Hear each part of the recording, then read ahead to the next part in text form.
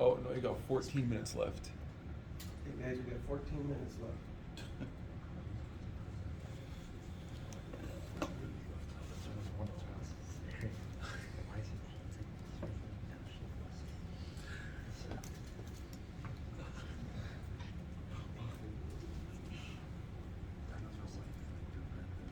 Yeah, that was weird. You completely recycled.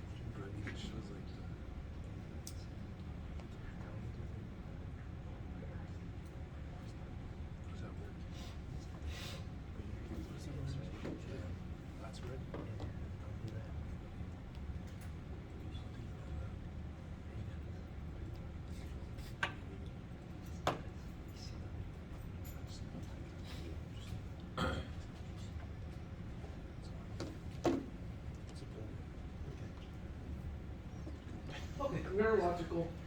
You said 14 minutes? Yeah. Thank you. Mm-hmm. Genetic. We talked about that. Psychological. Suggests criminals may be suffering from psychological abnormality, stress. And some of these indications, it could be a life condition or it could be a short period of time. Something happened in your life that triggered an episode. And it could be because of something, a stress situation or some other abnormality. It goes on, some people encounter problems during early development that cause the imbalance. Theorists believe law violators may have suffered damage to their egos or superegos early in their development that renders them powerless to their control or impulses. Something happened that the offender feels, I'm not going to say ego, there's a bigger word, self-esteem. They don't consider themselves worthy. They're an outcast, trying to fit in as best as they can, so they offend. Some will do it just for the attention. Feel neglected, so they'll offend. All psychological triggers. Crime, mental illness, oppositional defiant disorder, conduct disorders, clinical depression, alexithymia, I've heard of that. But anyway, psychological. Something is going on in your mind. You're not thinking straight. And because of that, you lose your ability to rationalize. You can't differentiate between right and wrong. You just know what it is. Cognitive theory. Concerned with what people perceive and mentally represent the world in which they live. You've lost touch with reality.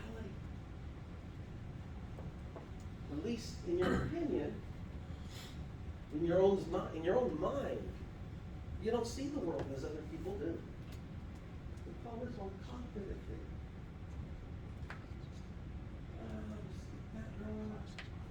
Psychological theories.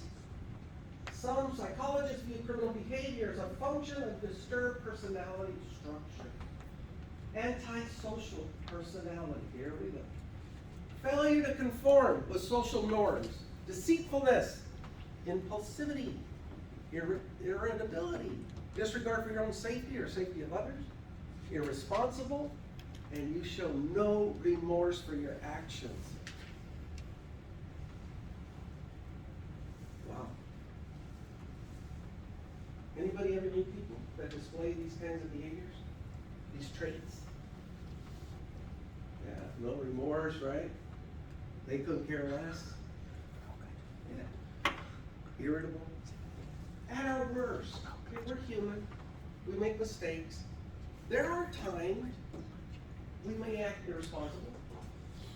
We may have our disregard for safety of our own or others, but we don't do it on a constant basis. Okay? You learned, made a mistake. Maybe you drank too much, got behind the wheel. Thankfully, you didn't hurt anyone. You made it home safe. But the next day you're thinking, what the hell was I thinking? Why did I do that? Psychological theories. in my youth, I was pretty crazy, did a lot of stupid things. But thank goodness, I was never arrested and convicted of my actions. And I told you how early in the semester, the only difference between me and the person doing the time, they got caught. Really? Got drunk, got high, got behind the wheel, came this close to crashing my '68 Camaro. Stupid. Was drunk driving home. Now I'm like 19. Fell asleep behind the wheel. The car spun out. I was on the opposite side of the highway, going in the other direction. Like I parked the damn car. I just sat there and thought, what the hell? Stupid! I could have got killed. I could have hurt somebody. I could have been arrested. But none of the above. Okay, so when it comes to judging others, I don't do it. It's not for me. Because I know my own history. And how am I going to judge someone when I know I've done similar or just as bad? No, not gonna happen. All right, personality. Crime discussion, crime, law and order. Yes. Okay. IQ and crime. This one's pretty cool. Studies link low IQ to violent and aggressive behavior. However, there are problems. The link between intelligence and crime is one of the most enduring controversies in psychology and crime literature. All criminals are stupid. Absolutely not true. I've met some of the smartest people in prison. Really, inmates doing time. Freaking geniuses. One in particular, he was my clerk. He had finished he finished high school when he came into prison, and he was in for murder. But a good guy, made a mistake. In for murder, he was doing life. He had his high school degree, so he was taking college courses when I met him. He got his bachelor's degree. He finished his master's program. He was applying for a doctorate program. And he wanted to be in medical. He wanted to study medicine. So I had to review the curriculum. And I had to tell him no. Because some of the specifics that they learned in medical contradicted state policy. How to take a life. It's how you save a life. How you can take one. It's in there. And it was sad. I couldn't prove it. So he went on and did something else, but he did receive a doctorate program, all while doing time. Okay. Interesting, right? Genius. This kid was smart. Another clerk I had when I was up at Sierra, I would write my reports, and I'm a decent writer, and I would give it to this inmate clerk. He would proof it for me and make it look awesome. Damn, that guy had a gift. An inmate. Good guy, made a mistake. Sociological theories place emphasis on environmental conditions. Equate the cause of criminal behavior with social factors, poverty, unemployment. If you listen to the media, they tend to blame crime, especially in urban areas, to poverty, lack of employment.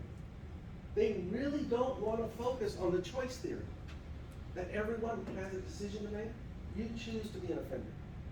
No, you won't hear that. You're going to hear sociological theory, that because of their environment, it forced them to commit these crimes. Maybe there's some truth there. It's up to you. What do you want to believe? Sociological ignorance suggests that people's place in socioeconomic structure influences their chances of becoming a criminal. So if that's true, if you're a wealthy individual, you'll never commit a crime. No, that's not true. So the opposite can't be true. If you live in poverty and you come from the worst situation you could think, that doesn't make you a criminal. It really doesn't. But the likelihood of offending does go up. They prove it. People in the lower class of society have separate, sometimes violent cultures. Maybe some areas. but I'm not gonna say all of them. But it's similar at the other end of the spectrum.